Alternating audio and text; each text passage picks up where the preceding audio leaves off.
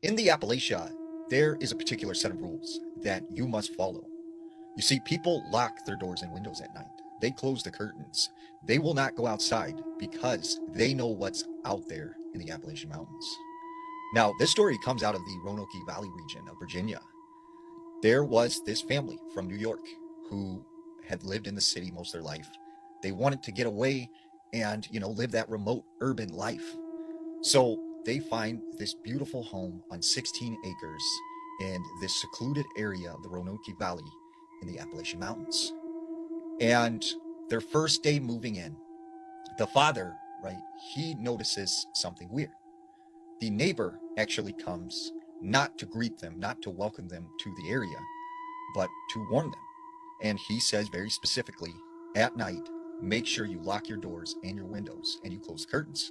And he said, it's very important. There is something out there. And he goes, you mean the people in this area are like really like that you have to lock your doors? And he goes, I'm not talking about people. It's something else. But that's all I'm going to say. Now just remember, lock your doors and your windows at night. You'll be all right. So the neighbor leaves. Well, the father kind of just shakes it off and is like, okay, whatever.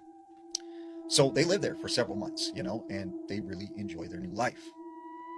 Well, this one particular night, the family is sitting in the living room and they have a fire going. That's when the father notices that the son is standing next to the window and he's staring at something very intently. And so he asks the son, what are you staring at? What's out there? And he goes, Father, there's a boy out there. Like, there's this young boy. Can I go and play with him? And the father's like, what are you talking about? Like, there's no boy around here. We live in the woods. Like, there's no one around here. And he's like, no, Father, there's a boy out there. There's a boy out there. And the father's like, you know what? Just, it's time for bed. Go to bed. And he doesn't really think anything of it. Over the next couple of weeks, right, the son keeps looking out the window at something and telling his father there's this boy outside.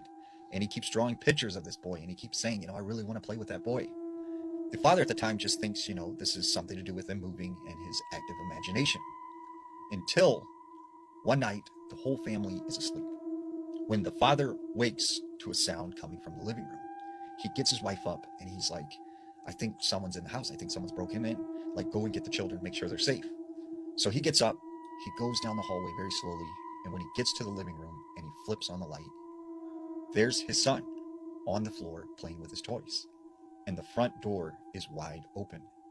So he asks his son, like, what are you doing up? Why are you out of bed? And he goes, Father, I'm playing with the boy. And he goes, what boy? What are you talking about? He said, the boy, he came inside and he was playing with me. And his father's like, there is no boy here. Like, there's no one around here that is your age. So he tells his son to go to bed. He goes to the front door and he